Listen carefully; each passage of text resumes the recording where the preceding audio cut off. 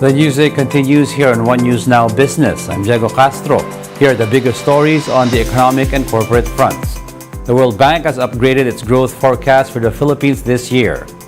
In its latest Global Economic Prospects report, the lender raised its growth outlook for the Philippines to 6% from 5.4% previously.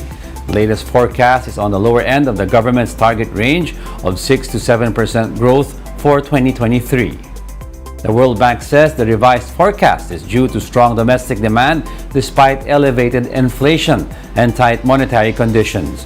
According to the multilateral lender, local demand will be driven by a recovery in jobs, improved consumer sentiment, and strong remittances. Nevertheless, the World Bank warns that a global economic slowdown could weigh on the outlook. The Philippines could boost infrastructure spending to as much as 12% of economic output by as early as next year. Business World quoted Finance Secretary Benjamin Jokno as saying, "This is possible if the proposed Maharlika Investment Fund goes as planned." The MIF, which is now up for President Bongbong Marcos' signature, has been criticized for its supposed lack of financial safeguards. This year, the government plans to spend 5.3% of the gross domestic product on infrastructure and 5 to 6% until 2028.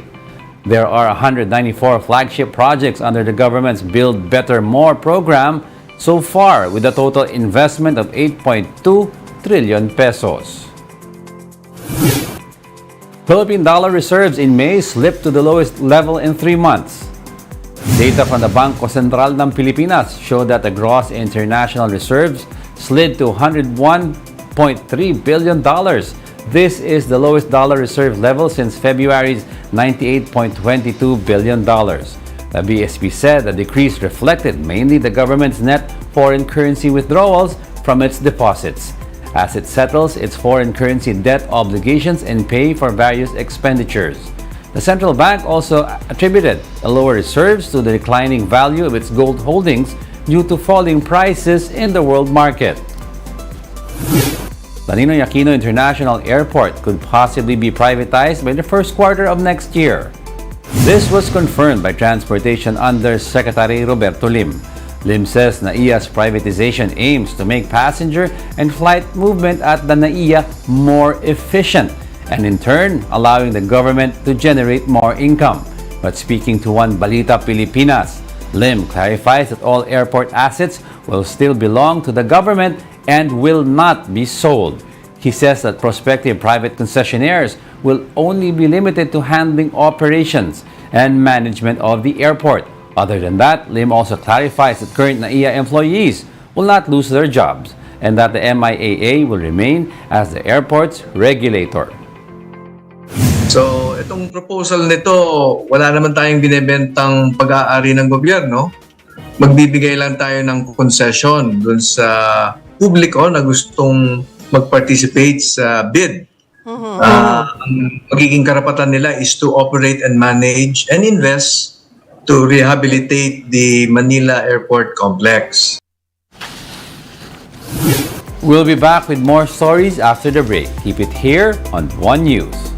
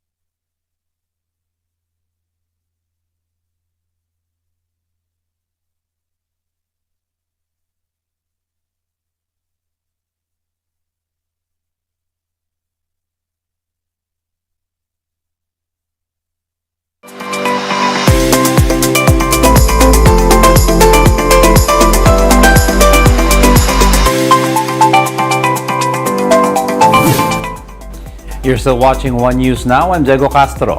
The Philippine Franchising Association expects the industry to expand by 12 to 15% this year.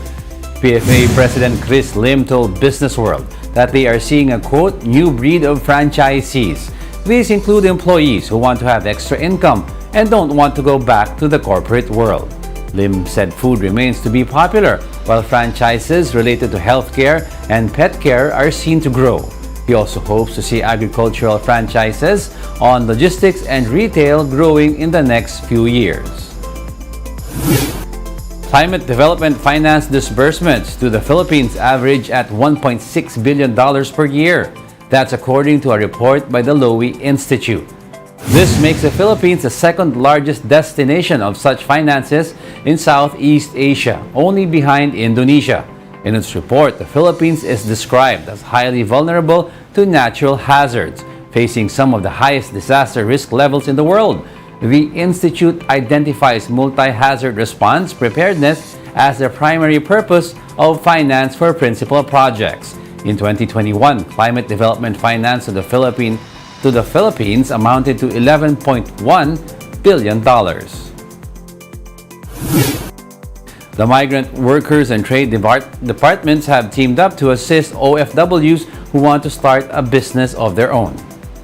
DMW Secretary Susan Oplis said they will offer business trainings and mentorship programs on financial literacy. Oplis said this is in line with President Bongbong Marcos' directive to ensure the welfare of OFWs. Kung OFW ka and you're on your own, wala kang matanungan, nakakapanghina naman talaga ng loob. First try, first fail. Ang gusto kasi namin, bago umalis, may naiisip ng negosyo.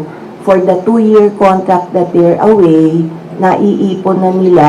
So pagbalik nila, they can have enough funds to put up the business. DTI Secretary Fred Pascual said they will launch an information campaign against bogus marketing or networking. Napaka-importante ng educational campaign na para ilagay sa isip ng mga OFW na bumabalik, na may dalang mga ipon, na walang tinatawag na get-rich scheme. Doon kadalasan nasisilaw yung mga OFW na pangakuan sila ng napakalaking kita doon sa kanilang pera. Na sa totoo lang, hindi nangyayari yun.